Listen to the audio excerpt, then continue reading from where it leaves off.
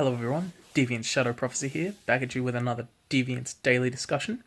Today's daily discussion will be on the topic of playtesting. So when I'm talking about playtesting, I don't particularly mean just testing decks with the cards that you have at the moment. I also mean proxying up decks that you're planning on playing in the future and just testing out how they play before you invest money into them to see if you actually like them. So, first of all, what is playtesting? Playtesting is essentially where you play against a friend of yours for the strict purpose of learning. There is no competitive elements to it. Obviously, it helps to win, but it also helps to lose. Because if you can understand why you lost, it's actually better for you than to actually win again and again and again. Because then you're not learning anything. But essentially, it's just a good way to flesh out your deck, find all the different plays that you can make with it, and as well as learn all the different things you can do in all these different types of areas. So, for example, I was playtesting against our Royal Paladin player, playing my new Gromblue deck, which I'm not super familiar with, and I essentially had an option of striding into Dragoot or striding into Goash. Now, essentially, he had a full board, and I would have been able to retire it with Dragoot. However, once I had strode, so once I paid the cost for stride, I only had one card in hand. So, I really thought about it. I thought about what I wanted to do.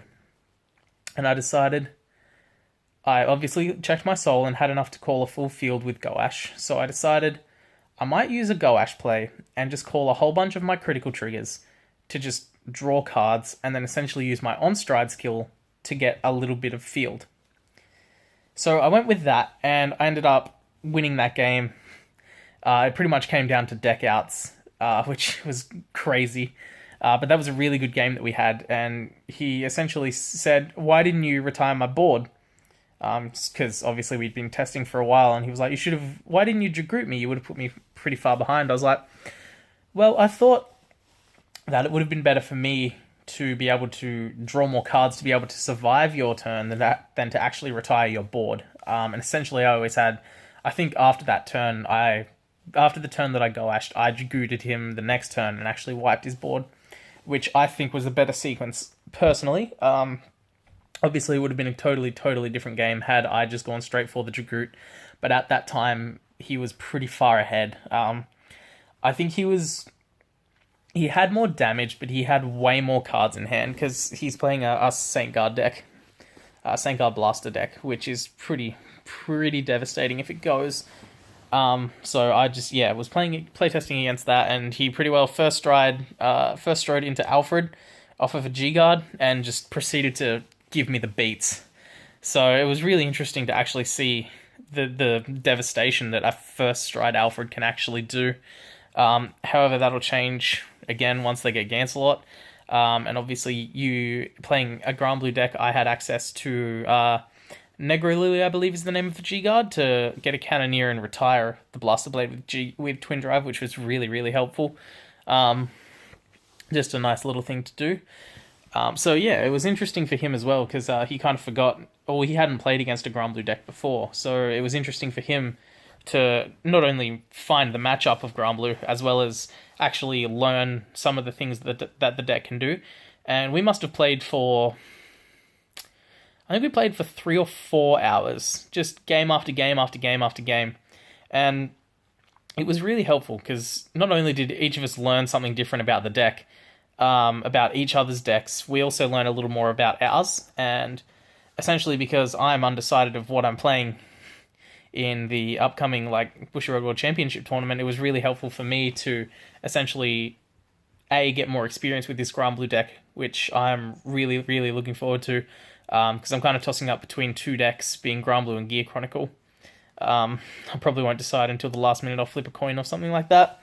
But I want to be as proficient with both decks as in all different matchups. So next time I want to play test against a Link Joker player, because I know that is Gromblue's worst matchup, and I just want to play that over and over again, and essentially learn how to try and win it, because I've played it many times before and I've never been able to win. And yeah, so that's sort of what playtesting is. And I'm sorry that I went on a bit of a tangent there, but I think it was a little bit important to the story, or to the topic, not so much the story because it was a story. So essentially, I like to spend at least a day, if I can, playtesting. I know normally every second week we'll have a Saturday afternoon that we spend just dedicated to testing and playing some friendly games, trying to learn our decks as best we can. And then every other Saturday is the shop tournament that we run, that we upload our Cardfight Vanguard casting, which will be up tomorrow, as well as something special. So stay tuned for that. Might have something to do with the release of the new Legend deck. It might not, but we'll have to see. Hint, hint. It totally does. So yeah, for me personally, playtesting is just really good, diverse, one opponent, game after game after game after game, for as long as both players are willing to do so. And yeah, essentially ask any questions to your opponent like throughout. It's essentially playtesting. You're going in to learn. You're not going in to win. Personally, I think it's better to lose in playtesting because then you can actually see what you're doing wrong, or you can ask your opponent, so what if I did this instead, or anything like that. And you can also learn all the combos that every deck has, which is also really helpful because if you're learning it in a tournament setting, you're in a bit of trouble because you're already behind at that point. Essentially, if you're playing a deck that you know and your opponent is playing a deck that you don't know, but your opponent knows both your deck and his or her deck, you're already at a big disadvantage because they know what you're going to do and they know the matchup and you don't. So it's really good to playtest against a lot of different things.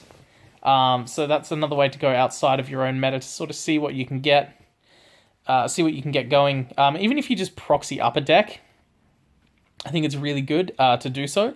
If you can proxy up, say, we don't have a Neo-Nectar deck at our locals, but I know that we should all learn to play against Neo-Nectar. So proxying up a Neo-Nectar deck and then just getting people to play against it is a really good thing, because again, if you run into it in a tournament, you just sort of know how to play against it.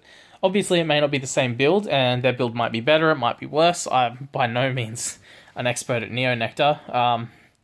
Obviously, seeing as how we don't have a deck for it, nobody plays it, so nobody really knows what they're doing, but I'm sure we could look up some lists online and talk to some people in the community and probably get that going. But yeah, playtesting, phenomenal tool to just help players get better, learn their matchups, learn the way their decks function, and essentially it can actually save you some money.